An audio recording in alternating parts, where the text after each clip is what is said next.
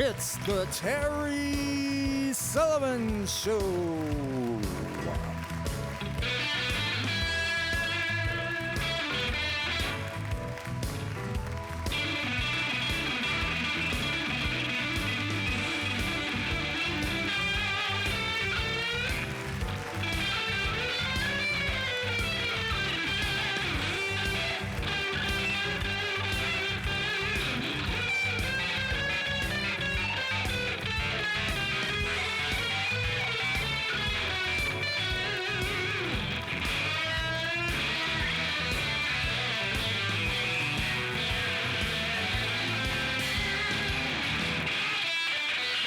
And now, Terry Sullivan.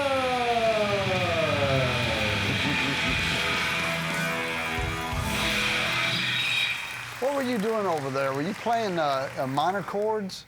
Is that what you was I doing? What? Playing minor chords? Is that what I was hearing? Minor chords? What were you playing over there? It seemed to, I don't know. I don't even know what I'm trying to say. I don't know, to be honest. What all words did you use when you just asked me that question? What were you doing? Were you playing minor? Were you in the minor chord? You remember that pretty well. Yeah. But, you know, it's just like a vocabulary for me. So I don't necessarily remember what I did. You know? So it's like talking. You don't exactly remember every. Oh, well, just do it by every verb or conjunction you used. And I mean, I'm not trying to be smart aleck about it or anything. Yeah. But that's just how it is. You know, you just don't realize what you were doing. Like, what was I doing? I don't know, but I liked it. That's all I know is I liked it. I got You've got an empty chair there. Well, you know what? This is what I decided to do. We have a lot of guests. We're almost to our 60th episode. And I got to thinking about this. I got to thinking, you know, I got a great production guy. I mean, he's just great. And in filming and pre-editing, post-editing. He's got a great business. He's a young guy, a lot of success as a young guy. I'm going to talk to him. Mm-hmm. So his name is Trey Hernandez. Trey, come on in, buddy. Today's guest. Oh, my gosh. Filming expert, Trey Hernandez. Wow. It's weird hearing my voice like that, my name like that. That's kind of sounded like you were introducing a boxing match. Yeah. Bring my Kind of punches. take after that guy. What's his name? Michael, what's his name? Hey, Trey. Hey. How's it going? It's great. You nervous? Oh, heck yeah. It takes me back, though. I used to have a podcast. Yeah, you were in the day. about 30 episodes, you said. Yeah, just about. Yeah. Find them on YouTube still. Not that I'm encouraging that, because I've grown since then, but. Yeah, but usually you're on the other side of the camera, and I know. I got to thinking about how much work you do and how good your work is. Thank you, man. And it's, I tell you, it's uncommon to have as much success as you are having at your age. So I wanted to talk to you about it and see if we could get some insights to help other people that are wanting to get into their own business, no matter what it is. Yeah, absolutely, Terry. Yeah. So when did you start your company? Your company is called Trey Hernandez Trey Hernandez Media. Yeah. And when did you start? So I actually registered it as a sole prop in 2017, and then last year I transitioned it to an LLC.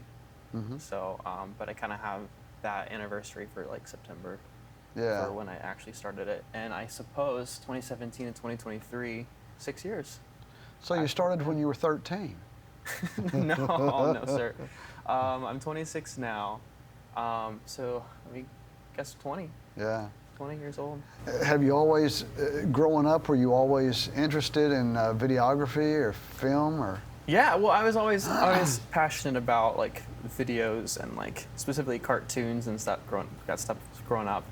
I went to college to study animation and that sort of thing, and then just eventually transition more to how to apply those skill sets to business, and so that's kind of where it went. So actually, you have a passion for the editing side of it and pushing everything together, making everything work right, which you do an incredible job. Oh, thank you, Terry. Yeah. So let's talk about your cameras, okay? Okay, sure. I can talk about that all day. Yeah. So you know, a lot of times you see these big, humongous cameras. I don't know the difference and I don't know the whys. But these days, you can get as much out of a small camera as a big camera. Is that correct? In some sense. I wouldn't consider my cameras the same quality as like the huge IMAX cameras by any means. But yeah, the technology's gotten a lot shorter, a lot stronger, a lot smaller for what you can do. But yeah, all these cameras are right now technically filming in 4K. The specific specs are different between each camera, of course. Yeah. But yeah, it's great that you can have cameras that are so small and mobile and do 4K products and that type of thing. Yeah. Trey, when you go, and you do a lot of stuff, I mean, you do a lot of events in Dallas, and do you stay mostly in Dallas? So yeah, I have a couple clients that keep me on retainer in Dallas. One of them's Tower Club Dallas. With invited clubs, they used to be called Club Corp, but they keep me busy there. This weekend coming up actually will be a boxing match. It'll be a boxing match up at the 48th floor of their club. No kidding. And it'll be really cool. You have everybody in black tie. Yeah. And they'll have drinks for seat side service. Yeah. But they'll be like shouting at the top of their lungs over these boxing matches. It's crazy. No kidding. So. What do you like to film the most? I really like mission work.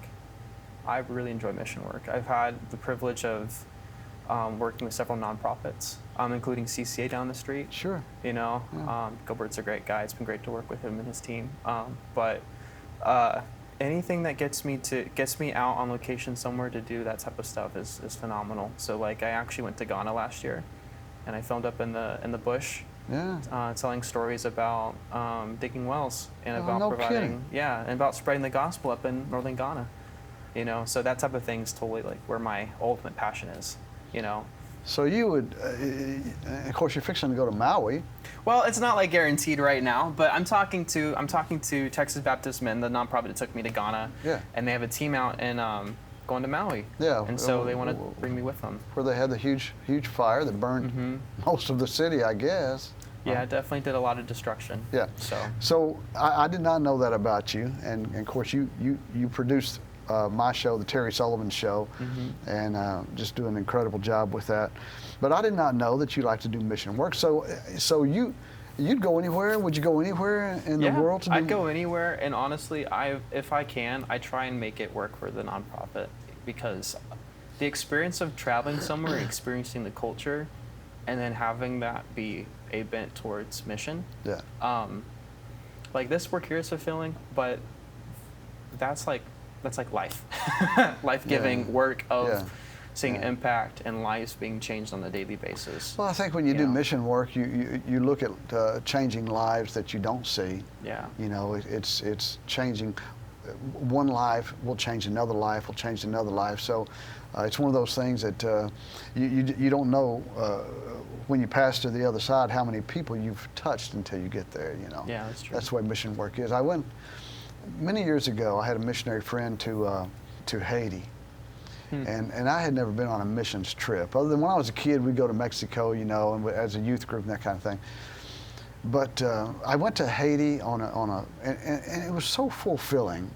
And he had a camera crew that followed him around village to village, you know, and service to service. And we'd go up in the mountains, and they would take medics up there with them, you know, and people would walk for miles with their sick kids across the mountains because they didn't have doctors in the villages and that kind of thing. And I had no idea really how fulfilling that work can be. Yeah, well, it's definitely life-changing experiences. When I got back from Ghana, I had to like take a moment to rest and break, because just some of the intense situations that people can be in is just it just pulls on your heart so much, and it's hard to transition back. You know. You know what I did when I got back from Haiti? What? I had to have a McDonald's. A McDonald's? I did. I went from there. We flew back to Miami, and I went from there to McDonald's and had a quarter pounder with cheese and fries. I can't say enough about a quarter pounder with cheese and fries, Trey. Maybe that's where I need to go next. It's my go-to. That's my go-to. So, when it comes to technology, I mean, technology changes faster than you can change underwear. So how do you stay up with it in your field? It's tough, but a lot of the times when there's a shoot that requires different technology, it's time. It's time for me to figure out, all right, what's the next step for that transition? Yeah. And that's kind of been my philosophy with getting my gear. Yeah. So like when I needed 4K stuff, I have a 4K camera. It's my first 4K camera. It's that one right there. Yeah. You know, that one in the center shoots past 30 minutes. You know, and these other ones cut at 30. So I had to get one that lasted longer. You know, so it's just depending on the need. It's just an opportunity to grow. Mm-hmm. And really, my gear is centered around, okay, what does the shoot really require? Mm-hmm. And let's just make that the foundation of our storehouse. I tell you, you know, you are so smart in so many different ways, but one of the smartest attributes I see in you is that in this field where you're shooting events, you're editing, you can, if you had to, you can do it all yourself. Yeah. Is that fair? That's fair. Yeah, that's fair. Yeah. I'm blessed to where I don't have to for everything. Yeah. But I think because when I was starting off, I had to. I had to do everything. We all do, right? Right, exactly. You understand that? It definitely means you have to be multifaceted. You have to be quick. You have to be able to transition, go into different modes depending on what part of the production process you're in. Mm-hmm. And then when you get busy enough, or you have need, or you need someone that has more specialized skill than you, delegate and you empower. Yeah. But definitely have been able to do lots of it. Well, I mean, unfortunately, and it may be hard to believe, but it's true. So many people start a business, and they know part of the business, but they don't know the whole business. And it's the part of the business that they don't know that causes them the most trouble, and many times causes their business to go dark. I can't express enough. If you're going to be in business, know your business. Yeah. Know your competition. Know your business. Know the front. Know the back. Because if you have to do it, you have to do it. Yeah. Because the business rolls on. It doesn't stop. And you're capable of doing that. Well, I've had to. Yeah. I've had to. Yeah. When a project gets close to deadline, or like you just need to be available quickly for a shoot, so that way you have more content to develop. Yeah. Like you just have to pivot, But it's good. It's good stuff though. Trey, you grew up here in Old Town, right? Yeah, I mean, I would say this is my home city. Yeah. Lewisville. I think when I was younger, I was in Carrollton. Yeah. But I mean, I've known Lewisville. I was zoned to Lewisville High. Mm-hmm. My cousins were farmers. Yeah. So like this is my. So like when they tore down the tower, I definitely got a little sad there. A little misty. I know. I was like, oh, come on, it's classic. It's but it's been cool to see the change too. But yeah, this a lot is of my changes. home. What do you think? Because you've been here a long time. I mean, well, you're not that old, but you've been here a long time. What do you think when you go down Mill Street and you see all the construction and the new apartments, and it's just so much going on in Old Town Lewisville? Yeah, well, I personally find it really exciting because I know what Old Town looked like before some of the development took place, and just how quiet it was. And it was fine, it was nice to have a little quiet town. But to see the community grow and to be able to meet so many business owners and be a part of that growth. Yeah, and to also live here, like it's really cool just to be a part of that, Yeah. Tell me a funny story. Tell me on a shoot. Man. Come on, think back. On a shoot that you have been on, give me a funny story that has happened. So one of my earliest shoots, I went down to the valley, down in Texas, down to the border to do nonprofit work, mission work. And I was with a lady named Amy, and we were there together. We were working on this work, and we were visiting a property to tell that testimony. And I go to the car, and the car was locked. And I was so afraid that in a completely different area where we didn't have cell service, we didn't have all this stuff like that I had locked the car with all of our gear, all of our passports and IDs and everything like that we might have possibly need on this type of engagement. Luckily, one of the rear doors was unlocked and we were able to breathe a sigh of relief, but I definitely stressed my producer out that day. So for about 2 or 3 minutes, you were under stress. I was sweating more than I probably ever sweat ever in that one moment. I was like, because you just never know how are you gonna get back home. How are you gonna get in? How are you gonna get your gear? How are you gonna do anything? So. Well, in all that you do, and you stay incredibly busy, But what's the one thing? What's the one event that you get a call, and it's good money, so you have to do it, but you go, oh man, I wish I didn't have to do that. I don't know if I can talk about those things on camera, man. All my clients might see my work. I'm kidding. I really love all the opportunities that come my way. I really do. I try and say yes to almost everything. Yeah. You know, because you just never know what opportunities can come your way or who you're gonna meet. And like in this profession, it keeps me versatile to say yes to so many things. Yeah. I do know that there's been some opportunities where the scope has just been big. Yeah. And I've had to call one of my friends, be like, hey, can you help me figure out what this looks like? Yeah. Or hey, what about you being the director on this? Yeah. You know, somebody might have 20 years of experience instead of 6, with Yeah. different gear, whatever like that. Because sometimes it just takes more than a single person or more than what I can do, you know? Yeah. So. Yeah. Do you see yourself doing this in 20 years? It's a great question. Here's what I really love. I love that I get to be a storyteller. I love that I get to have unique experiences, and I love that I get to travel. Yeah. And I don't know many professions that give me that flexibility. Yeah. You know, now in 20 years, what does that look like for me? I'm not really sure. Yeah. I know my business has changed a lot in the 6 years. It's grown, it's moved a little bit. But I think if in 20 years, if I had the same level of flexibility to do the same types of things I was passionate about, I'd be happy. Yeah. So you've been doing it 6 years. In that 6 years, what has changed the most in videography and in camera work? Yeah, it's kind of been to some extent. Well, you know what? No, I'll tell you. The biggest thing is like Reels and TikTok. That's the most unique, different opportunity to have a different type of video platform. Yeah. That has to be so refined and so quick. Mm-hmm. That now when I produce stuff for some of my clients, we make TikToks. And I didn't think that when I was starting off that I'd be making TikToks. I knew Instagram videos, but Well, explain that to me. Explain that to me. I mean, every So- time you watch a video, it's horizontal, right? Yeah. When you're scrolling on TikTok or on Instagram Reels, it's now vertical. So you have to be thinking about how do you shoot vertical, you know, with your content. You know, because if we were to take this content and make it vertical, it would cut all this room out here to make just this the frame. Yeah. Excuse me, so now what we do is sometimes we shoot wider, so we can also crop in and not be too tight.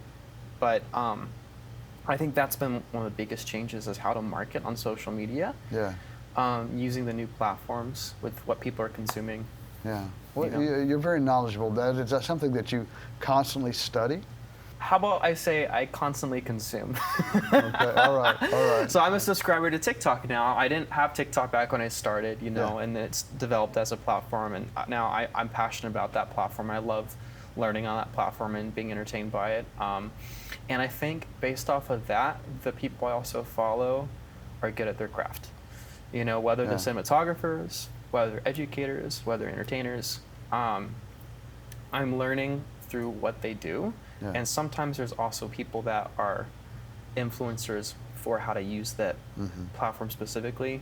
And I'll subscribe to their content because they're teaching specifically what they're doing, not just with the niche of content, but also with here's what it actually looks like to produce that. Yeah. So I'm trying to stay active and on top of that. It's a lot of stuff though. Yeah. That's the stuff you stay up late at night reading till you fall asleep. More like scrolling. Scrolling. But you know. So, social media has become an important aspect of business. I mean, if you're not involved in social media, you're just way behind. But in that, you have Instagram, you have TikTok, you have Facebook. Of those three, what's the most powerful, you think, for a business? I would still say Facebook to some extent because the demographic there is the ones that are out and about doing business. Yeah. Instagram's great, it's artistic, and people scroll on that as well. But I really feel like we're gonna see a switch into some TikTok stuff. Yeah. But Facebook is where the communities are. Yeah. Most importantly. Yeah. Even Instagram, one of the critiques of Instagram right now is that they're not seeing their friends' content as much. Yeah. They're seeing stuff that's for you. You know, it's yeah, like yeah, stuff that yeah. you're interested in, but it's not really your community. Yeah, And yeah. TikTok stuff, I don't know anybody I follow on TikTok. You know, but Facebook, like I follow your Facebook page. You know, we get to see what's going on. Yeah. There's still a community there. Yeah, I think yeah. because of how long the platform's been around, how many people use it, Yeah. it's still a great platform for community building. You grew up in a very tight family. Your dad's name is David Hernandez, and Yeah. what's your mother's name? Kelly. Kelly. That's right. I lost it there for a second. Sorry. That's okay. Sorry. But you grew up in a very tight family, and still tight to this day. What's the one thing that your dad taught you growing up that you use every day in business? There's always a solution, and watching my dad think that way gave me words to use. It gave me an eye for conversation. There's always a way there's always a way to figure stuff out. Yeah. You know, you don't have to say no. And like what I said earlier, like if there's a shoot that's not necessarily my scope, the solution might not include me directly. Yeah. But there's still a solution, and if you go with that and you go with the intention of helping that person in mind, Yeah. like I think that's what I learned a lot from my dad, because he's a hard worker. He's incredibly intelligent, and he's managed people. Yeah. He's learned technology. He learned healthcare. He worked in database implementation and transformation back in healthcare, back before he transitioned to real estate stuff. Yeah. But he's always had a passion for people and finding ways to help. He's a smart man. He's a smart man and so likable. When your mom and dad come in, I just have to hug them.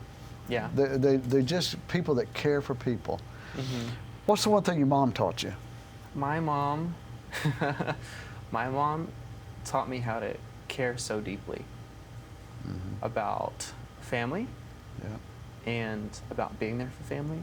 Yeah. And ups and downs Yep. in our family's histories, like in with extended family, like my mom was always trying to be there for everything, and she's been one of my biggest champions. Yeah. You know, whether it's in school or whatever, she's always just been there. You know. Trey, you are an inspiration Thank you. to so many, from just your character and who you are as a man, and what you exude as a man. The Spirit of God lives in you and through you, and it's evident. But your work, being so successful as a young entrepreneur, I appreciate all that you do, and thank you for sitting here with me. Thank you. That's 28 minutes, huh? Ah, we're there. Dang, Rich. No way, man. Take us, buddy.